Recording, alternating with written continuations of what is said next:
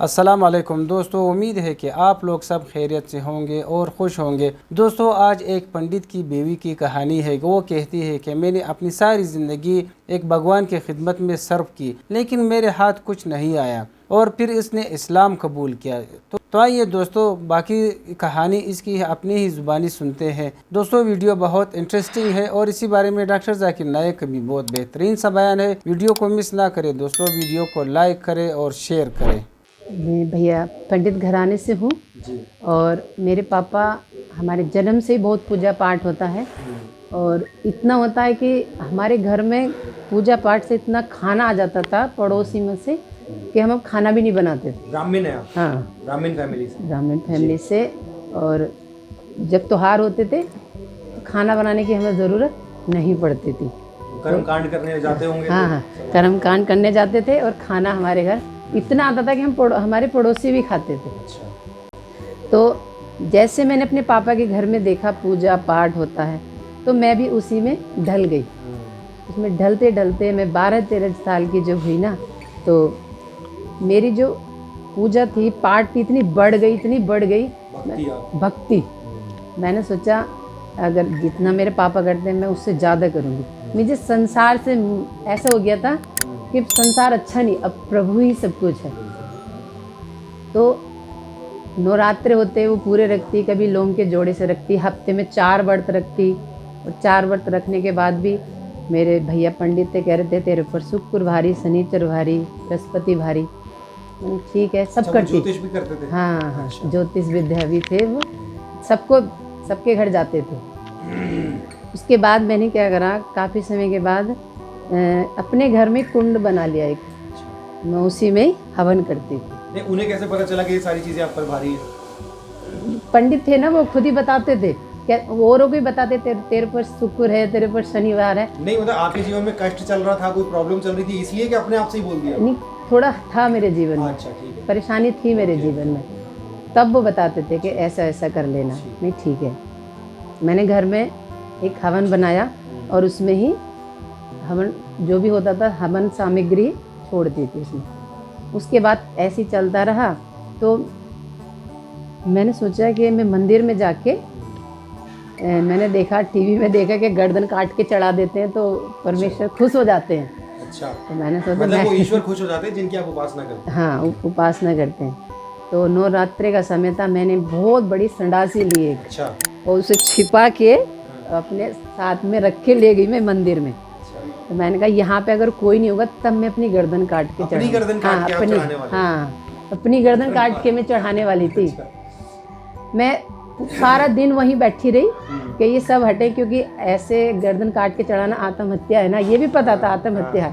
पर मैं सोचनी में प्रभु को खुश करूं। क्या करना चाहते थे वो गर्दन काट के अपनी चढ़ाने? हासिल में ये करना चाहती प्रभु खुश हो, मेरे से बातें करें।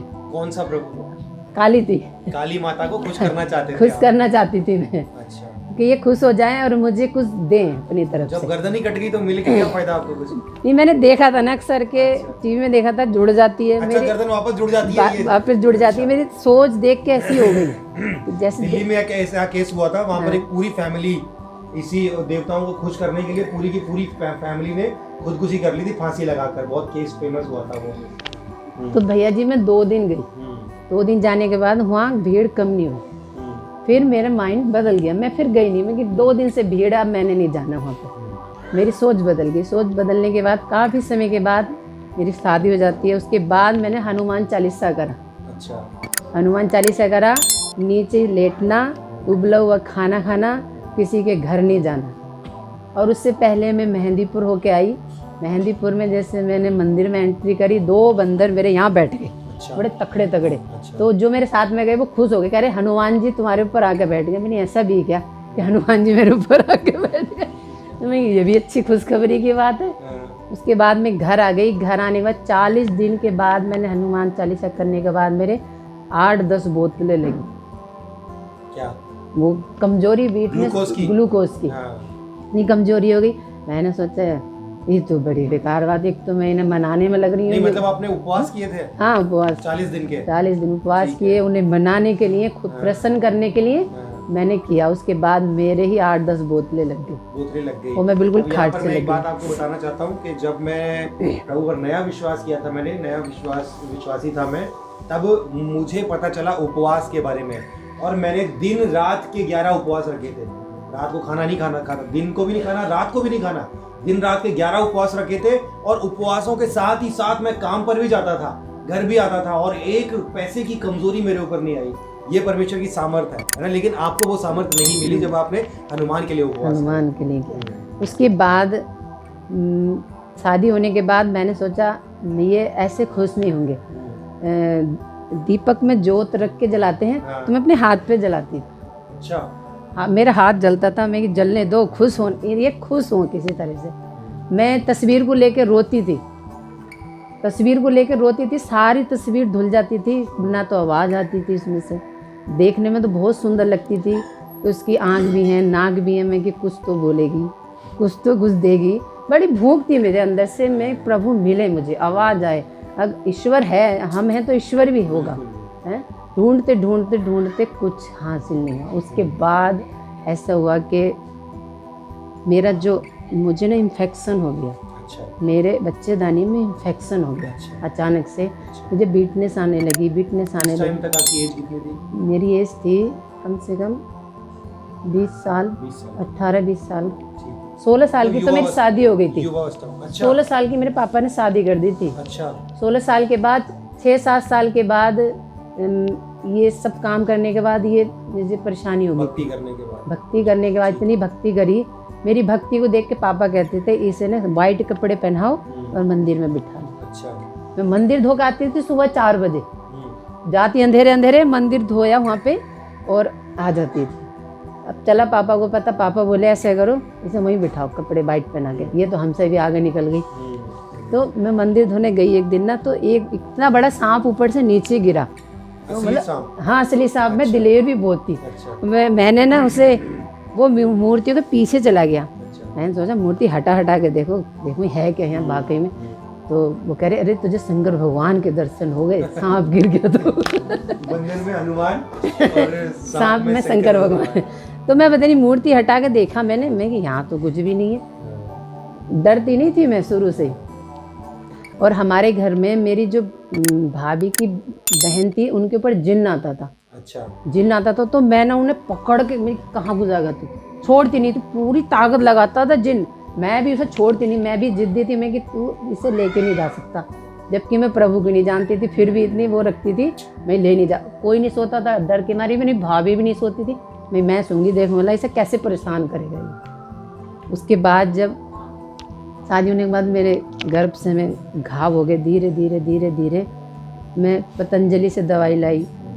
वहाँ हमारे बिजनौर के साइड में भंडावर है, वहाँ से दवाई ली, गांव की दवाई ली, पतंजलि से दवाई लाई, काशीपुर से दवाई ली, बिजनौर से दवाई ली, सब जगह से दवाई खाई मैंने।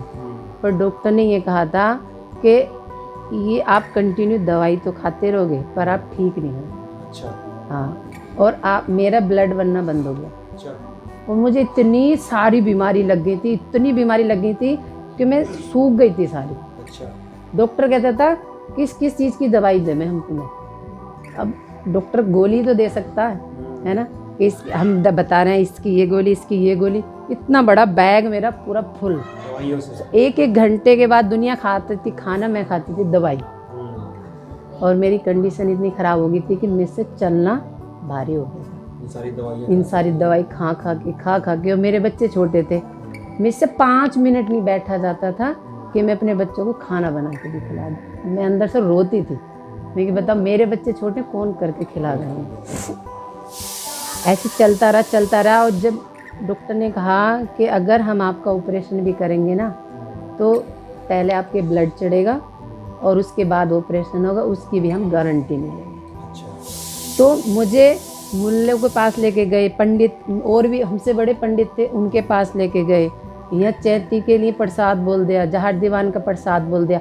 नहीं, जितने भी मुल्ला मौलवी पंडित जितने भगवान थे सबके पास लेके गए। ऐसा कोई नहीं छोड़ा जहाँ लेके नहीं गए। पर उधर से मुझे कुछ नहीं मिल रहा था। मेरी सेहत और ज़्यादा और डाउन। मैंने इतनी भक्ति करी, इतनी श्रद्धा से करी, ईश्वर होगा, मुझे कुछ नहीं मिल रहा। यहाँ तक कि गर्दन भी काटने को तैयार, गर्दन भी काटने को तैयार, हाथ पे बत्ती भी जलाने को तैयार, हाथ जल रहा, फिर भी कुछ नहीं मिल रहा।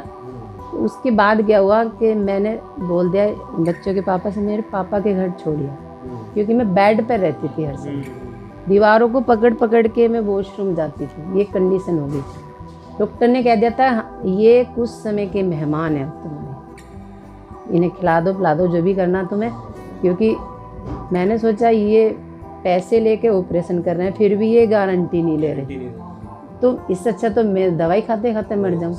हैं हमारे पास इतना बजट ही नहीं रहता कि हम 70-80 हज़ार जमा करते वहाँ पे, और ब्लड के लिए अलग जमा करते, 2-3 बोतलें ब्लड चढ़ता, उसके बाद मेरा कहीं ऑपरेशन होता, उसके बाद भी गारंटी नहीं, मना कर दी उन लोगों ने। मैंने कहा हमें नहीं करवाना, मुझे घर ले जाओ। घर ले जाने के बाद मैं पड़ी रहती थी, मेरी मम्मी नहीं थी, पापा थे, भाभी भैया किसी का कोई ध्यान नहीं रखता। ये होता है ना भैया कि जब हम बीमार होते ना, कोई कहेगा जब भंगी के घर का भी खा लेगा बंदा, मरता क्या ना करता, कर लेगा। और वैसे अगर हम ठीक हैं तो उसका घमंड ऊपर आसमान की तरह रहता है, क्योंकि हमारे पापा के आगे ना ये छोटी जाति वाले खड़े रहते थे। अच्छा। हाँ, हाथ जोड़ के खड़े रहते थे। मैं सोचती थी बताओ इन्हें क्या सजा मिल रही है, ये क्यों खड़े हैं। अब देखो, अब आपको क्या लगता है कि आप उस वक्त जिनकी उपासना करते थे वो क्या थे, जिनकी आप उपासना कर रहे थे वो क्या थे? वो तो मुर्दा थे, उनमें तो सांस ही नहीं थी, आंखें थी देख नहीं सकते थे, मुंह था बोल नहीं सकते थे, कान तो सुन नहीं सकते, पैर थे चल नहीं सकते, हम ही उठा के रखते थे उन्हें, तो उठा के धो रख दो उन्हीं के वहीं पे। वो तो उनकी हालत तो ये थी, और अब भी वही हालत है, उठा के ले जाते हैं हम लोग उन्हें। इंसानों के परमेश्वर ने जो सृष्टिकर्ता परमेश्वर है ना, उसने हम इंसानों को बनाया, और हम अपने हाथों से उस ईश्वर को बनाते हैं, अपने हाथों से बना के कहते हैं कि जी ये ईश्वर है। मेरा नाम अर्शिया अंसारी है। पहले मेरा नाम प्रीति सेठी था। I used to belong to a Punjabi family.